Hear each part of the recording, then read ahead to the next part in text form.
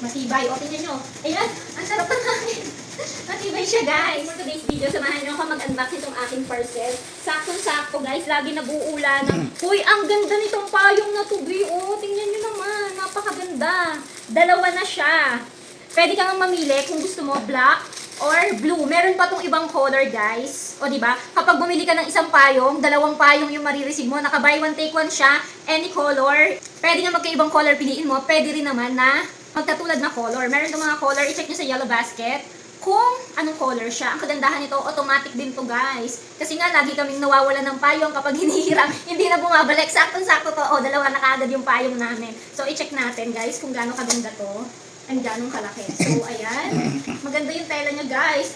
At tingnan nyo, automatic nga to. Isang pindot, pipindutin mo lang dito. Kagandahan, guys, o may sabitan pa rin siya. O pag ano, kasabitin mo. Diba? Ang ganda ng style niya. Okay, buksan natin. Uy, ang ganda, guys. Tingnan nyo. Ano na rin, upgraded na rin yung ribs niya. Matibay ito, guys. Diba? Updated na rin siya.